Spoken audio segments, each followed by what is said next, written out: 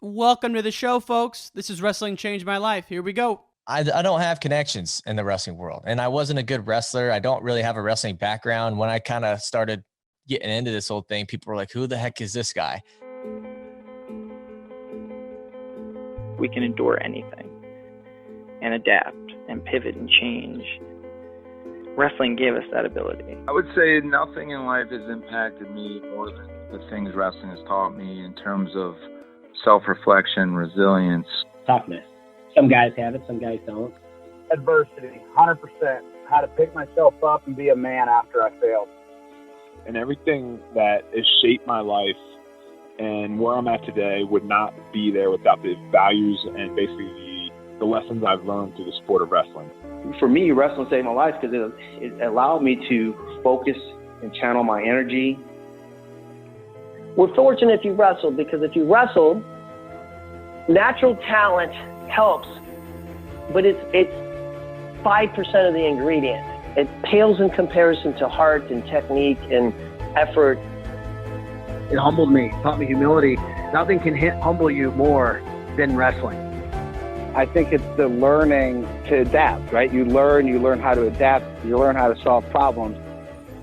You know, if I look back at my time I spent wrestling, if it gave me one thing more than anything else, it's mental toughness.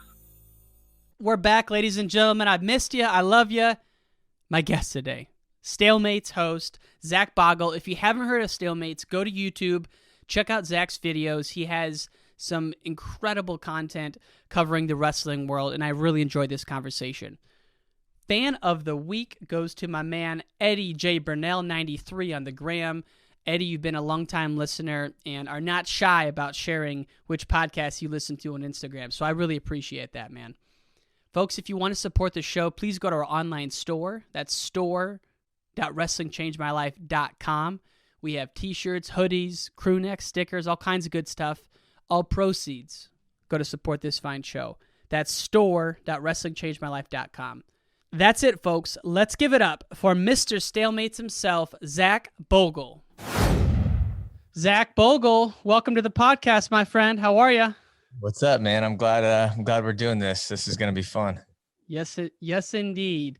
Now, before we get into it, I've been listening to some of your old episodes. We got the Kale poster in the background. Did you buy the Iowa State robe off the marketplace? I did not, but it's actually a crazy story. So I talked about that in the Kyvan Gadsden interview, which is funny because he's also on your show today, right? Yeah, that's how I found it. I was prepping for that one, then I'm like, oh shit, 2 birds, 1 stone. Yeah, so I had found that Facebook post before I did that interview with Kyvan, and then it's crazy because it actually ties into Kyvan because Kyvan would wear that robe that was his dad's, and so that was one big coincidence with the robe. And then I do the interview with Kyvan. He's like, "You need to get that right now," and I'm like, "Yeah, you know, surely it'll still be on there after this interview."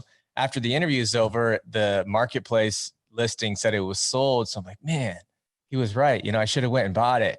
And then I kid you not, after that episode dropped, one of my listeners or whatever had tweeted, DM me saying, "Hey, I'm actually the one who bought the robe." So somebody that listens to my shows, it's not like my stuff's not live. So it's not like he's like heard about it live and then went and bought it. He just coincidentally went and bought it. So I messaged him. I was like, "Hey man, if you ever want to get rid of that, I am your guy. We'll figure out a price. We'll figure out a deal, but do not sell that to anybody else without at least letting me have the opportunity to buy it." So no, I don't have it, but I know where it's at and I know who has it. Wasn't it stupid cheap though when you were recording the interview? It was like $40. Yeah. I mean, I even offered the guy a lot more, but you know, he's a big Cyclone fan. So at least it went to another Cyclone fan. And I think he told me that the lady just like happened to, you know, I just think she thought it was just a robe that an Iowa State fan had. And she didn't know that it was actually like part of history. So dude, those things could go for, I mean, maybe a 1,000, who knows? I mean, a couple hundred at least. That's memorabilia. You know, it should be in the Hall of Fame, but somebody has it. I'm trying to have it. So indeed. Well, you know, you're in Des Moines, Iowa, Cyclone fan, as you mentioned. We got a lot of sports in the background. You know, I'm in Chicago, about a mile from Wrigley. So I love that you got the Cubs going. For folks who don't know you, who aren't on the wrestling Twitterverse, which is just on fire right now. Yeah. Introduce yourself and share with us how you got this awesome show called Stalemates. So yeah, I'm from Iowa, and as you know, and most people know, it's wrestling country around here. I grew up around the sport. I always wrestled from like second grade to high school and stopped after that. Wasn't that good at it. My best season, I was like 30-15, but like never really had aspirations to be much better than that. And basically, just always loved the sport. I think I started going to Iowa State dual meets in 2000, here and there in 2000, like 10, 11, 12. And then 2013, I went to Iowa State. And from there, I just went to every single dual meet and then gone to Division I nationals every year since 2010. So just a really big fan of wrestling, big fan of wrestling media and, the shows that are coming up, throughout the years. And I just kind of was like, you know what? I like doing video production stuff.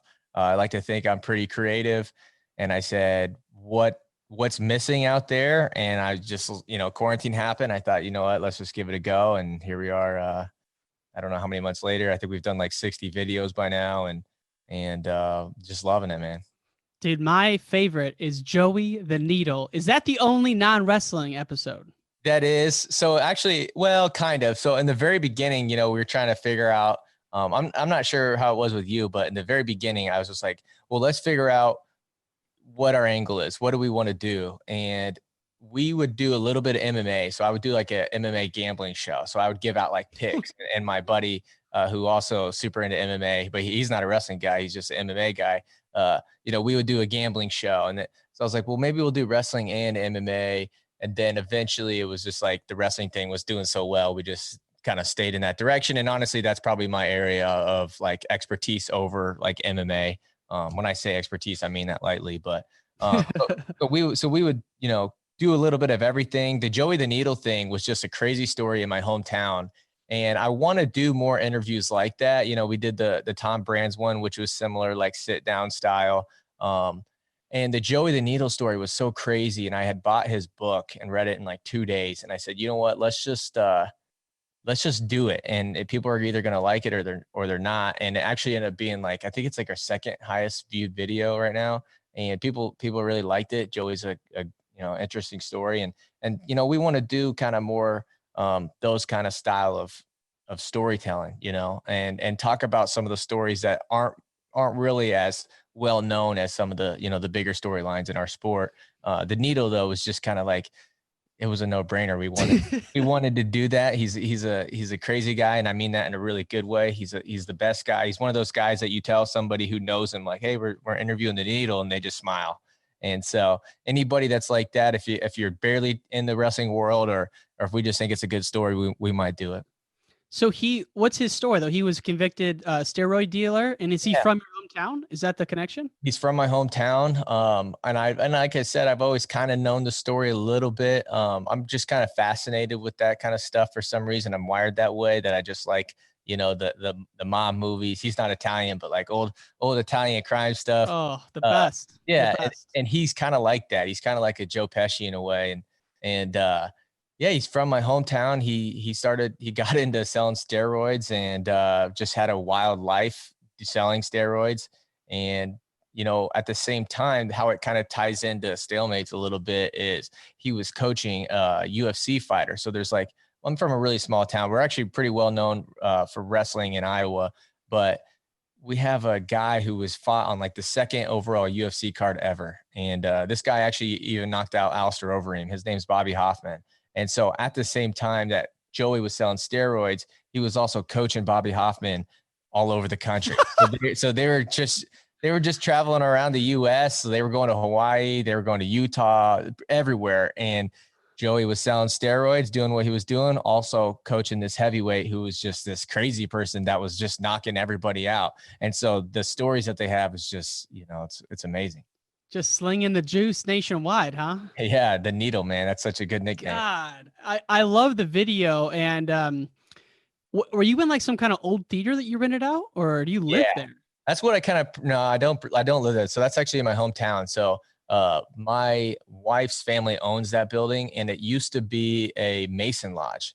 And so we walked up there. Oh, I've been up there a few times, but I kind of pride myself in trying to do like, cool sets for some of these interviews, like the Tom one and the Willie one. I kind of dropped the ball a little bit, but I want to do like these cool, really dramatic sets. And I was like, you know what, we need to do it up there. And it's funny, if you go up there, I don't know if you've ever been in a Mason lodge, but I'm a Mason randomly. My grandpa's one. And so I got grandfathered in. I'm like 4th generation. So I've been to 3 times that I had to get brought in, but that was it. But yeah, I know exactly what you're talking about. They're just really theatrical. And I don't even know anything about the Mason life or whatever, but it's you walk in there, and Danita walked in. He goes, man, I feel like I'm walking into court right now.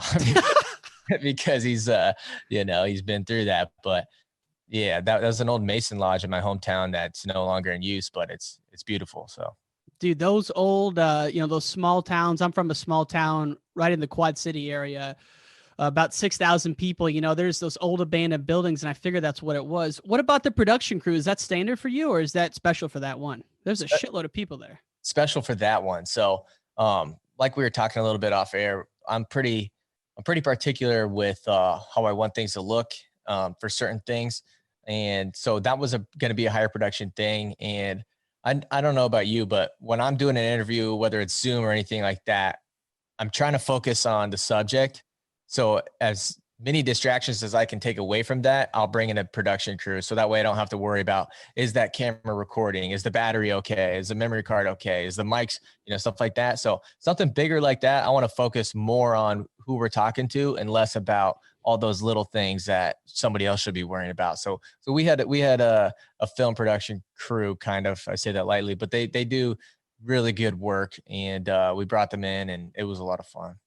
Dude, I was out in Des Moines 2 times, once in August, once in September for interviews.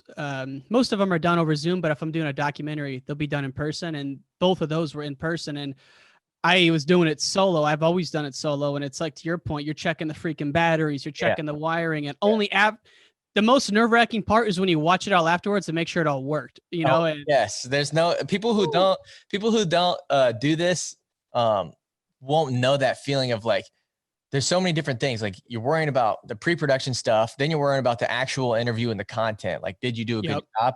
And then there's that time period. There's that few hours of, all right, nice to meet you. Thanks for doing this, to how fast can I get to my computer to make sure that everything is there. And then once it is, you're like, thank goodness, like there. And then it's like, okay, let me get this all done. So that way I don't ruin, something, Absolutely. No, it's, and sometimes you don't get, when I was interviewing John Smith the first time, my primary boom mic, the one you can't even see, it's like the most expensive mic I got. It's my primary one, wasn't working. Thank God I had backups, but it's shit like that where it'll ruin your week, because you only get like, John Smith, you're imagine asking him, hey, can we do that again? He's just gonna be like, you know what I'm saying? You don't even want to think about that. No. And so I don't, like, people ask if I get nervous for stuff like this. I'm like, I mean, I've been nervous. I'm not gonna act like I'm not been nervous, but the most nerve-wracking thing for me is like the stuff you can't control. Like, did the mic work? Did the camera work? And so, like, as soon as that's taken care of by somebody else, I'm like, cool. That's not me anymore. That's them. Absolutely. So you're really going about this in a strategic way, and you can tell the quality of your stuff is incredible. For folks who maybe aren't as familiar with the Twitter world, you really, in my opinion, got Twitter famous based on your coverage of the Wheelie Trials. Yeah. But then you also do interviews, but outside of the interviews, you're known for kind of your, I don't want to say hot takes, but kind of like the soup or like the onion, where you're, absolutely. You have just a fun wheeling kind of thing, and you're not afraid to step on toes. Talk about the Wheelie Trials, and I don't know a freaking thing about them. So start me from square zero, but how did that kind of lead up to where you're at now? The Wheelie Trials. So yeah, I mean, when we started this thing, it wasn't like I'm not trying to be like controversial just to be controversial. But my thing is like the whole call it out is thing that people want to talk about is, I don't have connections in the wrestling world, and I wasn't a good wrestler. I don't really have a wrestling background. When I kind of started getting into this whole thing, people were like, who the heck is this guy? And that's who I am. And the Wheelie Trials was something where never in a million years did I think I would have to cover some sort of legal trial, let alone try to understand it. And I still will tell you, I don't understand it. It's funny because there was like a comment on the open mat where it's like, this guy doesn't know what he's talking about when it comes to like legal stuff. I'm like, yeah, you're right. I have no idea. I didn't sign up to do this. And so the Wheelie Trials thing, I don't know. I really don't know what happened, but I knew somebody had posted on Twitter, and I really wish I knew who it was so I could give them credit for being the ones to point this out. They had posted like, hey, if you want to watch the Wheelie thing, like here it is. And it happened to be a Monday, and I have Mondays off. So I was like, all right, I'll watch it. You know, I haven't heard from Wheelie in a long time. Let's see if we get to hear him talk. And it was just super fascinating. Just to hear the background of what goes on behind the scenes with whether it's a flow of wrestling or just Willie or Martin or Rockfin, just to hear these guys talk about stuff that they probably don't want out there. And a lot of times that's like really entertaining to people like me. So I said, you know what? I don't know how many people are watching this. So let's watch it. And then I'll do a recap video. And so I did that twice for the pre-trial hearings, which at the time I thought that was the real trial. And it turns out that was just pre-trial, like not depositions, but I don't know the legal words, but it was like pre-trial stuff. So those two videos did really well at the time. They were like in our top 5 most watched. So I said, okay, whenever the trial happens, I'll do it again. And so there was a long period of time between the pre-trial and the trial. The trial happens, and it was like, man, we're going to hear this guy testify, and people were just really interested in it. And so my thing is I wanted to watch it. And so the people like you or whoever who didn't want to take the time or don't have the time or just might not care, they didn't have to watch the amount of court footage that, you know, I had to go through to, you know, recap these videos. They could just watch my 10, 20-minute video on like, if you want to know what's going on, cool, here it is. If you don't, I totally get it. There's people in the wrestling world who don't care about any of that stuff. That's totally fine. But if you do care, Stalemates Show is the one for you. So, you know, I don't know. I thought the trial was super interesting and the things that came about it. And I think there was some good about it. I think a lot of people thought it was, you know, not good for wrestling and stuff like that. But I think in the grand scheme of things, you know, there's been a lot of good stuff that has come from that. Yeah, no, it's fascinating. I mean, everyone loves a courtroom drama, especially when it's involving, you know, our small world of wrestling. Sometimes it feels bigger than it is, but really it's pretty tiny. But I mean, it just goes to show how freaking cool the internet and social media is. If you put in the time and you do quality work, people are going to reward you, whether you're an insider or not. And I feel the same way, dude. This is the 2-year anniversary about 2 weeks ago for the show. Dude, total outsider like you. I don't even consider myself a journalist, you know, more so just telling stories more so than anything else. And I heard you thought yourself the same way. You don't consider yourself a journalist. I don't, which is funny. I get crap for that because somebody else in the wrestling world, I'm not going to keep dropping names and stuff, but got a lot of flack because they said that they weren't a journalist. And then, you know, just last week, I think it was on either my interview or something I was doing. I said I wasn't a journalist, so they were giving me crap for it, but I'm not. I'm just a fan. And I don't have any sort of, I'd say this all the time. I have the same like 5 sayings I say all the time. And one of them is like, I don't have connections in this thing. I don't have anything. And I'm not the guy that's trying to put something out there that's not out there. So everything that I talk about in my videos, everything that I do in any episode or interview I do, it's like, this stuff's already being put out there. I'm just telling you how I think, you know, about it in whatever situation.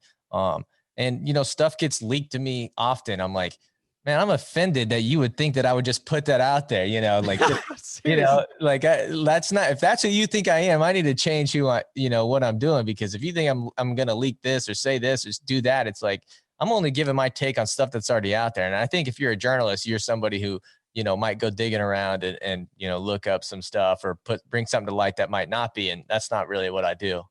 Dude, my hero, the director of The Last Dance. Have you seen that documentary? I watch it all the time. Yeah. Dude, I've watched like 4 times all the way through.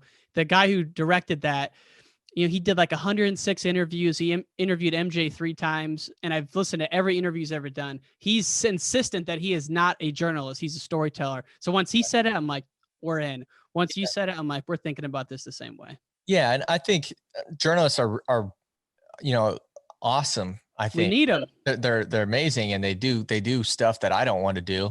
But I'm just kind of, you know, I like to think of myself as just a hardcore wrestling fan that puts himself on camera, you know?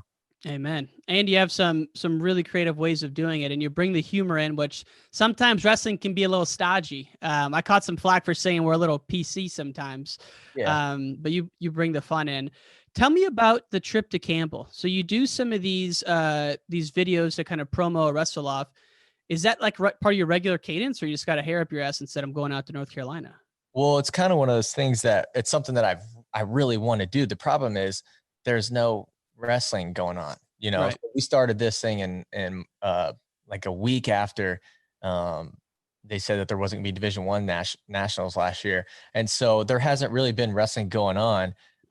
And let alone I didn't really have access to it. And it's just now starting, and it's just now happens where we're starting to get, you know, people reaching out saying, come out and do this, do that. And so it was like something that we always wanted to do. The reason why it was Campbell is they have a really passionate fan base down there and a lot of really good people at that university. And they care a lot about wrestling. For a smaller school, they care a lot. And they reached out, an alumni did, and said, hey, would you be interested in going down there and covering the wrestle-offs and kind of giving some inside access to it and promoting Campbell a little bit. And I said, I'm in play. So they hooked it up for us. We flew down there. We were in and out. I'd never been to North Carolina before. That was awesome. And now, you know, since we did it with them, there's other schools that are reaching out that are like, hey, we love that. Come here and do that. So we're kind of hoping that's what we want to do. Listen, man, I don't want to be in my basement till I'm freaking 30 covering, you know, wrestling Twitter beefs. I want to go out there and have fun and do those kind of interviews and do that style of stuff. So, you know, it's just all fun. It was awesome, man. And when you're in there, when you say we, is it just you out there, or do you have someone filming and shooting all the B-roll as well? I have a business partner, my buddy Tyler. So he actually lives in Boulder, Colorado, which makes things kind of difficult. But you know, flights are really cheap right now because of COVID. So he flies to Iowa. If there's something that we want to do, that I'm like, hey, I need you here. He'll come out, and he does a lot of the behind the scenes work for me. Like, as you know, man, there's so much stuff you got to do, whether it's making a graphic or making a clip or uploading descriptions, all that. He's really good at helping me do that stuff. And so he flew out there with me, and he was my filmer. We brought all our own gear. So stuff like that, we'll film ourselves. And so it's good to have a lot of help. Is it just you doing it? Just me, man. Yeah. This is actually my office. Yeah. Oh, whoa. I work from, I'm in technology sales, so I work from home anyway. And yeah, you know, when I started this, I was like, I just wanted to be closer to wrestling, and I was out of it for like 6 years. But yeah, it's just me, man.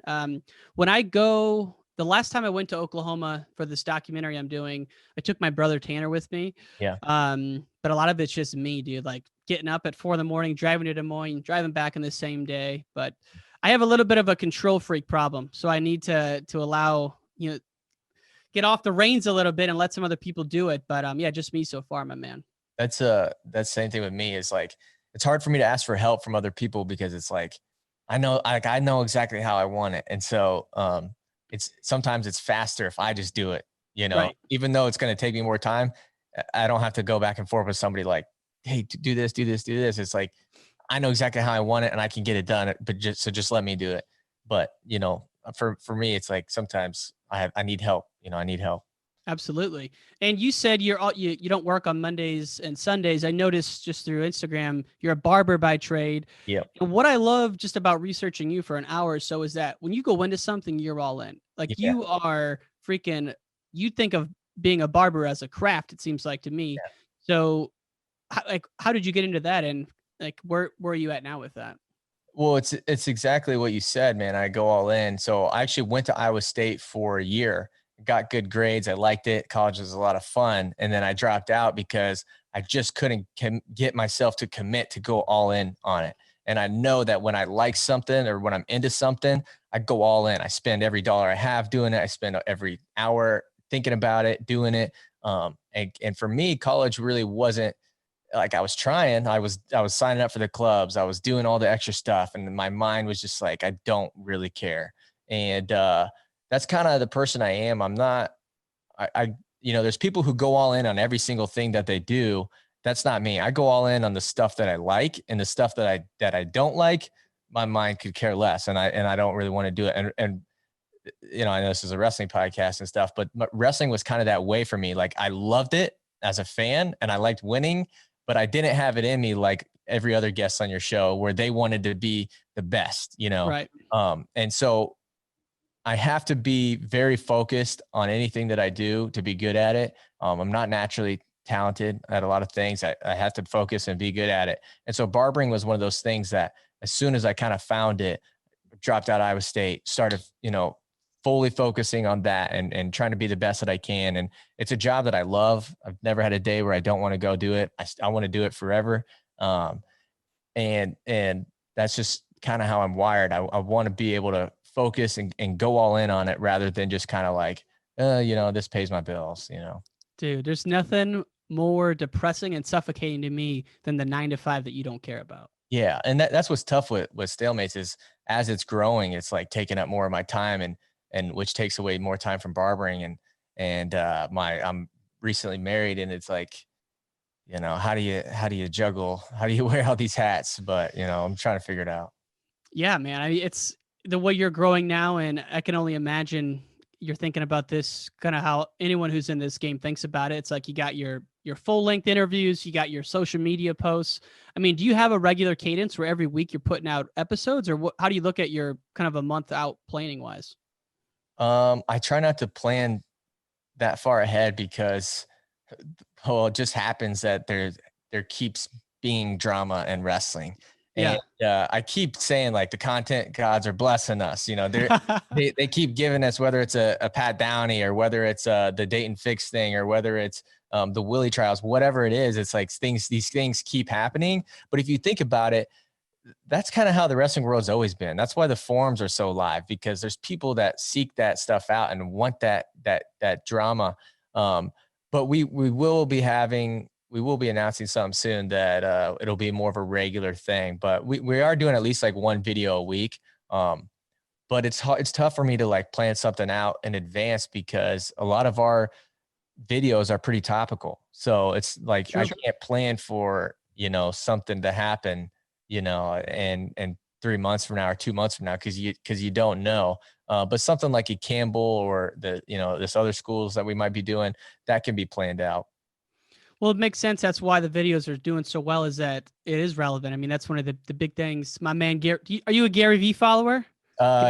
Formerly, yeah. I've read one of his books, but recently I haven't been. Okay. He's one of my inspirations, but obviously relevancy, anyone knows that. And you're killing that.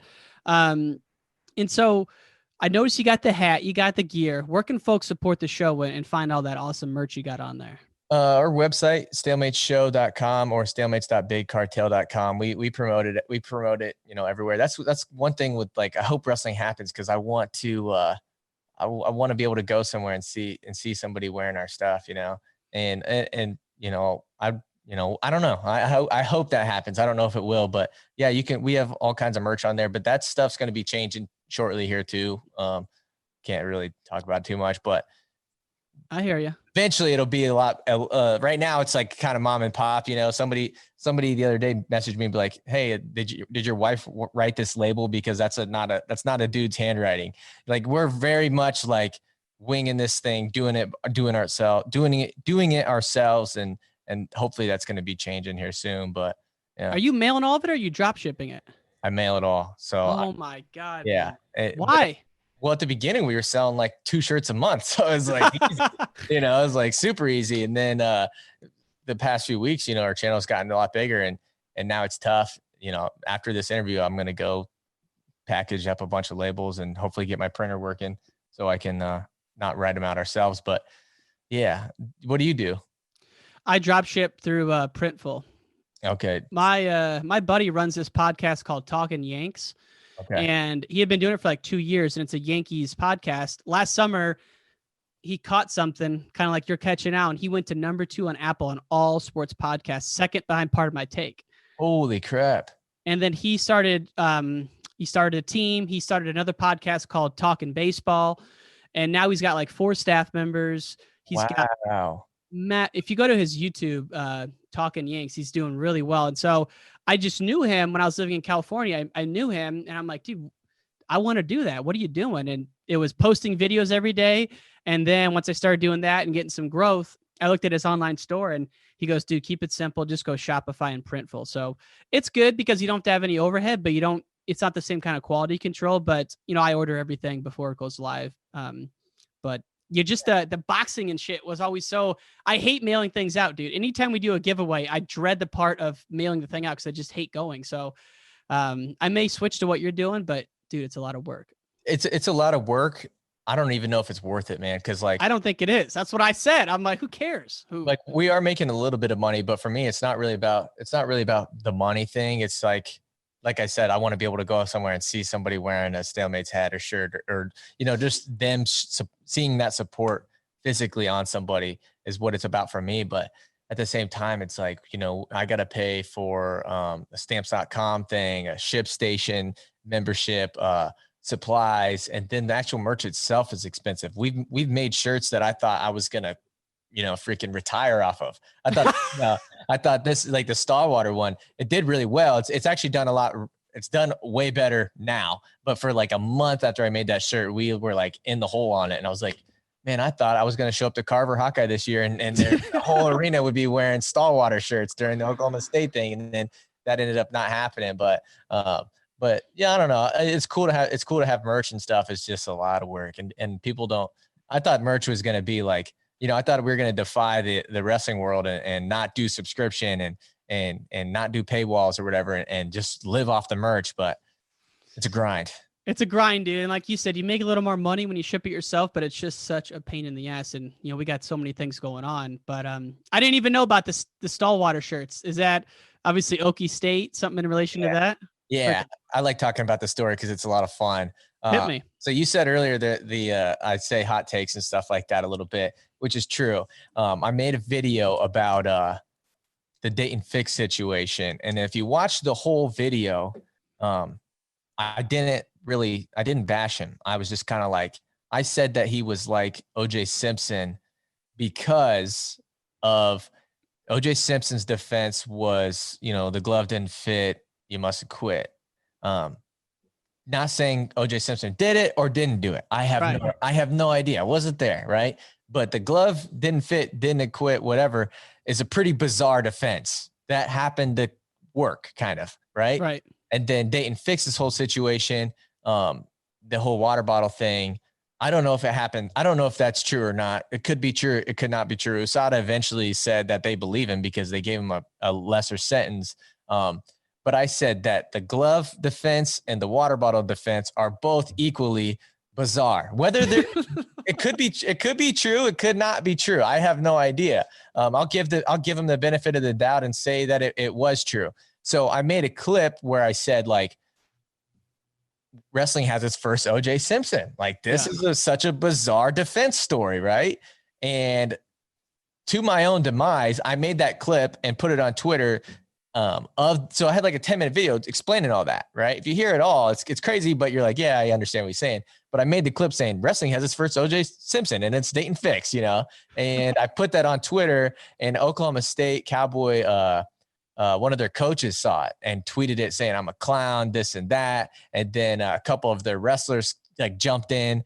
And so then we had this like stalemates and our fans or whatever versus these Oklahoma State people. And they went back and forth and it got ugly, but it was for me, that's fun for me. Like I'm actually became cordial and stuff with the one guy who started it. And, we've chopped it up and said, yeah, we both came in kind of hot with what we were saying. Everything's good now, but we ended up making shirts that said Stallwater, Oklahoma as like an attack towards the Cowboys.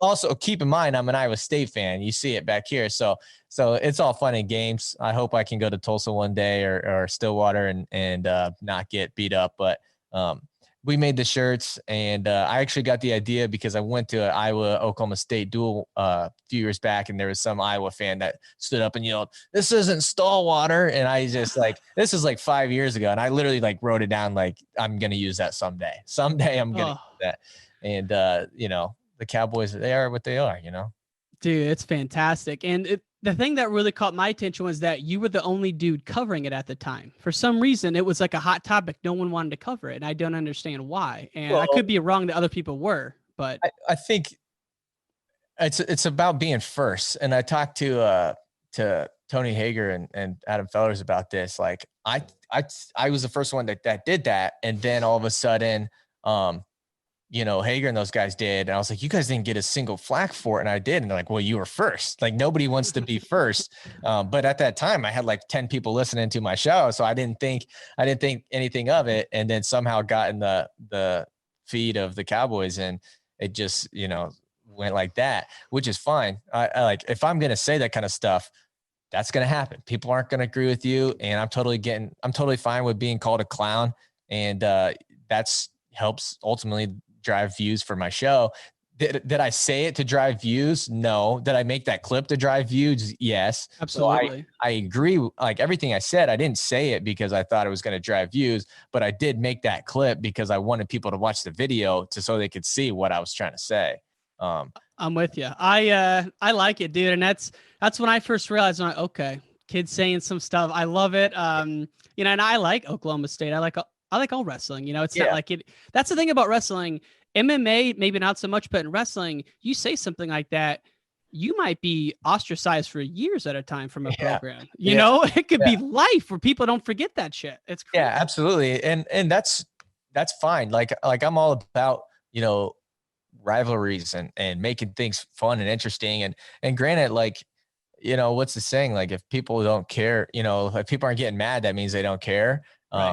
I'm not out here actively trying to make people mad, but if I have something I want to say, I'll say it. And my whole thing is I don't have the connections that people have. So if Oklahoma State doesn't want to allow me to go to a dual meet, I don't care. I can say the same stuff from my basement, and I don't have any problem with them at all. I actually like, there's nothing better. Like, I go to the Iowa Oklahoma State duel every year, and I'm a Cyclone fan because I know that Oklahoma State fans are going to freaking bring it. I've been to Tulsa to Big 12s, and those guys, they freaking bring it. As a matter of fact, I want Iowa State to get to that level again, where we can be that freaking diehard for, they made shirts with Dayton Fix pulling Austin DeSanto's head off.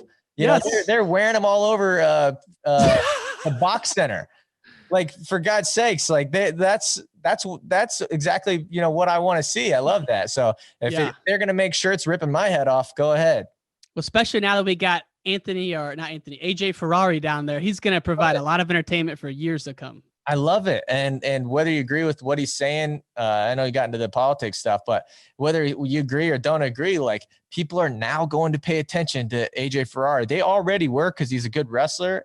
And his media his social media is electric city. Like, if you watch that stuff, that, it's amazing. Like, how he gave a speech at Thanksgiving dinner, and I watched the whole 2 minutes of it because this guy's electric.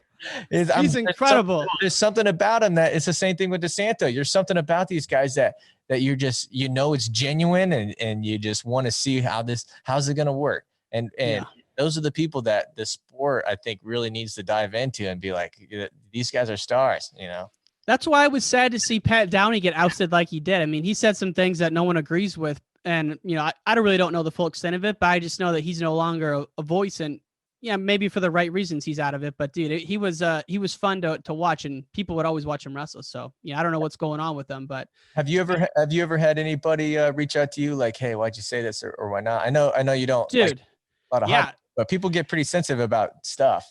You'd be surprised, dude. I grew up a diehard Iowa Hawkeye fan, and I still got a lot of that in me. But I was watching the Nittany Lion card last week, and I was really or 2 weeks ago, whatever. And I was really impressed with Gilman. And I'm like, Gilman's a new wrestler.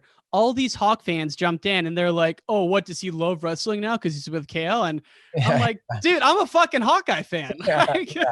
I'm like, I said one thing about that a Nittany Lion announcer had said. So it's not as much like what you're saying there. I don't think I'd have the balls to say that about some of the fix stuff, but that's why I tune into your show, man, and enjoy it. But once in a while, it's humbling. I mean, there's nothing more humbling though when you put out an interview or a video and you think it's going to change the world, and it's like, that's the worst you've ever done, and you just you go back to the bedroom for like a week, and you're like, what the hell did I do out there? I'm trying to think. There's a video that I made that I thought was like, again, I interviewed the Robin Ficker, who's the Maryland heckler. Are you familiar with him?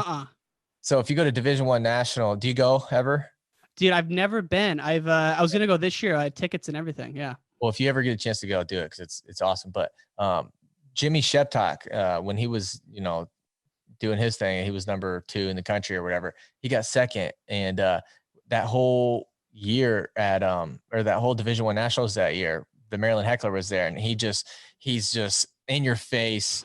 Just like literally, he's been hired by Charles Barkley to like heckle Michael Jordan. Like this guy, he's been on the Dan Patrick show, and like he literally yells the whole time, headlock, shep talk, and gets in your face and stuff. I really recommend you checking him out. But I did that interview. I thought it was one of the best interviews I've ever done, and I'm refreshing the views, and I'm just sitting there thinking like, this isn't moving the needle at all. There's like 60 views, and I think I'm 50 of them. You know, right. There's no, but at the same time, it's one of those things that you know. For me, I try not to focus on the numbers. It's really hard because you put a lot of time into this stuff, but at the same time, you're like, you know, if you like it and that's all, you know, that's all that matters. And I'll tell you what, there's interviews that I did in the very beginning that didn't really do anything, but one person saw it, and then, you know, that got the attention of, you know, somebody else. So you can't always gauge it in terms of numbers, but it's hard. The Mikey England episode, was that it? That's my cousin. Do you know him? No, I just saw it was your first one. So I'm like, I got to listen to the dude's first one. Oh, yeah. That's my cousin. No, I mean, there were some other ones, like one of my buddies, Gustavo Martinez, he wrestled NAIA for Grandview. Like in terms of like overall, like things that I've done, that's not that big, but that got the attention of Eric Thompson, you know, cause he wrestled at Grandview and he's connected to Penn State. Like it's, you know, you never know. The tangled web we weave. Who's your golden goose? My dream interview? Yeah. Dream interview would probably be DC or nice.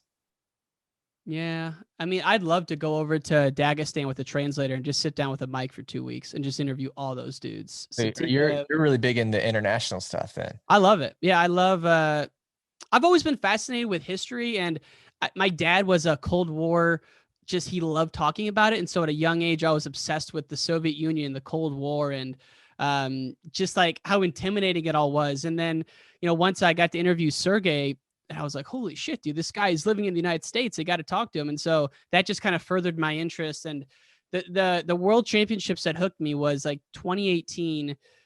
And Andy Rovat was on the call, and he was just talking about how, you know, Dagestan and Ossetia, it's all part of Russia. And I've never even heard of these places before. And so I started looking into it, and I was like, holy crap, dude. Like, even if they're wrestling for Georgia or Azerbaijan, they're actually from one of two places, you know, like Ossetia or Dagestan. And it doesn't matter if it's Khabib or Zabit or whoever, dude, all these cats are coming from there. I'm like, what the heck is going on? So just been fascinated by that part of the world.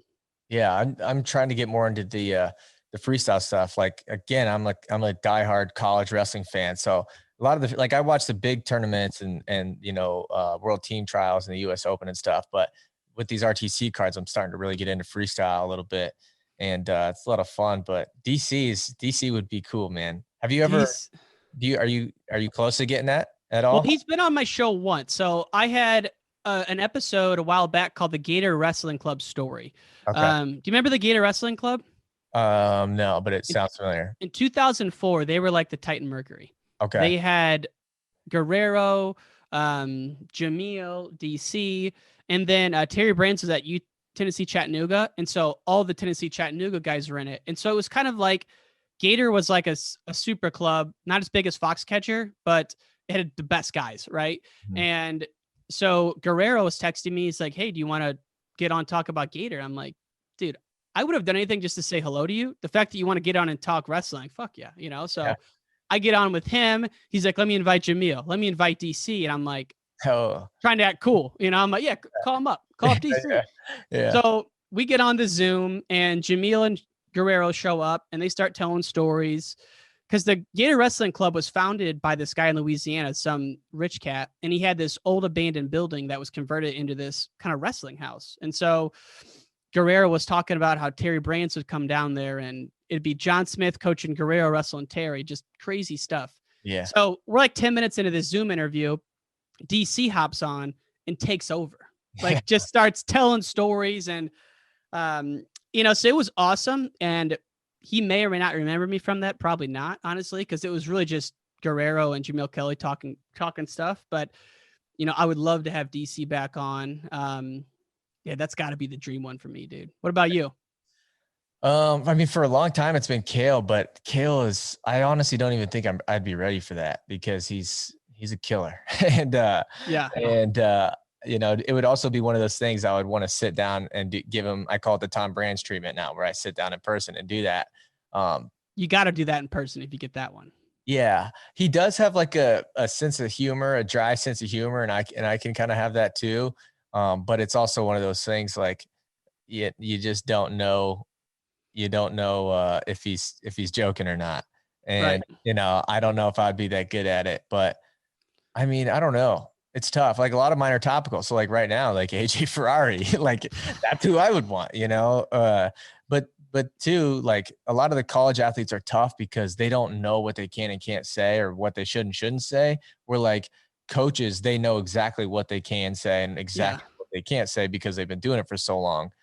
So I've had a policy to not interview the college guys but some once in a while they'll slip in just because I just really want to talk to them. But I just know that if someone interviewed me when I was 20, I would look back at it when I'm 30 and be like, you are the biggest dumbass. Like, what were you even saying? You know, so I don't want to be the guy that puts some 20-year-old kid on the internet for the rest of his life. So I try to get guys who are older. And honestly, they just have guys or girls. They just have better stories once you're out of college. But I mean, I think there's been some college guys that come on, but it's probably like less than 2% of the interviews. If I had to think, I feel like you two are, your thing is like, you do a lot of like historical things. Like, you know, you're almost like building a catalog or a library of like everybody should have an interview with you to just to have their story on record, you know? I know my neighbor's a really big fan. He's a high school wrestling coach here in Iowa. And of a really big school. And he was like, right away, he was like, have you heard of this show? And I'm like, oh yeah. Well, actually at that time I had it because I was just starting off and I didn't really know that much. And then gotten to know you a little bit. And then the other day I was like, hey, I'm doing your show. You know, I'm doing that show that you like. And he's super pumped about it. And so that's when I started to kind of pay attention to you because he's a big wrestling fan. I'm like, okay, so who are the people that I should be paying attention to? And I feel like you, I don't know what your numbers are, but I feel like in terms of popularity, you got to be like the number one, just strictly podcast, right? I hope so. Yeah. I think, you know, looking at where it's gone from like 2 years ago. Yeah, I hope so. I mean, obviously Flow's huge and, you know, but everyone has their own niche. And kind of like you, when I started, I launched a podcast called A Wrestling Mind and I did 5 episodes and then I buried it. And then I took like 3 months and I'm like, you know what? That's not what I want. First of all, it's too close to Wrestling Mindset. I didn't even know what Wrestling Mindset was. So I canceled the name. I restarted the show and I'm like, I just want to make something that's a hybrid of my 2 favorite podcasts. My favorite is Joe Rogan, far and away. And then number 2, Tim Ferriss. Do you know who that is? Yeah. So Tim's a little bit more surgical. Joe's a little bit more laissez-faire. I tried to blend the 2 of them, you know, where it's talking about things I'd actually ask you if I was sitting with you at a bar. You know, I think sometimes interviews are a little too scripted. And so it's really just what I actually want to talk about is what I ask people. And I think whenever you're yourself, there's a certain niche of the world that can appreciate that. And that's obviously why, you know, we're doing well, you're doing well, and all is good in the world, man. Do we got 8 minutes? I got to ask you these 3 questions I wrote down. Can we hit them? I got all the time you want. Yeah. Dude, TJ Seabolt, how can you live with yourself not having a Centerville legend on the Stalemates Show? I don't even know if you know him, but when I was growing up, that dude was terrifying. Yeah. So that's what I was saying about earlier when I said we're a wrestling town is, TJ. First of all, I'd love to have him on the show. I actually just got we shirt swapped last week. But he might have had one of the best careers you could have for that 2000s era wrestler. It's tough because I don't like, it's like a lot. People either really know his story or they don't. And he's somebody that he's like probably our most suggested somebody to do something with. Yeah. So it's one of those things. It's like, I want to really take my time if we're going to do something and do it right. But yeah, I actually trained at TJ's for a week. He probably doesn't even know this. If he listens to your show, it's be the first time he probably hears this. This was back when he was doing his stuff in the basement of his house that like he grew up in. And there was like 4 of us down there at this particular like week of practice. And that's probably early on when I found out I'm not about that champion lifestyle. And I say that in like a positive way for him. Like, you know, I was like, yeah, that takes a certain kind of person to live that life. And what he's done now is crazy, you know, because He's all business though. when I'm looking at his facility that he's got now, and it's not too far from Des Moines, to what I remember, like training in his basement as a second grader, it's like, that's awesome, you know? Dude, just another sign of positive growth, man. If you put the time in, he only reason I know him is that when I was in high school, there was this kid, Pat McCaffrey, that had won. Guy. Yes, but he went to high school in 3 or 4 different states, and every time he would just wreck people. He came in, went to Montini, freaking won Fargo. Everyone's like, "Who is this kid?" Yeah, and then he goes to Iowa and lives with Siebold. I was like, "What the heck?" Two animals, dude. Yeah, that's crazy. That's a name that a lot of people might not know, but when I was a kid, like I looked up, it was like TJ, Pat McCaffrey, Nick Pickrell, Tony Loveson. Like there was a bunch of these guys that were like superstars, and they were living in Centerville, just dominating. I would go watch TJ just wreck these kids, you know, these local kids from these local high schools that are barely even have a wrestling team, and they're wrestling TJC, but one of the best in the country. And I remember thinking like, man, I'm going to dye my hair bleach blonde like TJ's doing. And I'm going to wear 2 pairs of socks and fold one down like TJ's doing. I'm going to I'm taping up my singlet and put an S on that thing like TJ's doing. And then found out I don't want to train like TJ's doing. Dude, Pat McCaffrey, the Illinois people will know this. The Illinois message board is Illinois Matman, and that was like the mecca. And I'm sure it still is, but there was this documentary that someone did on McCaffrey and his dad, because his dad would like make him sleep in the backyard with nothing but a tent and a can of soup for like 2 days.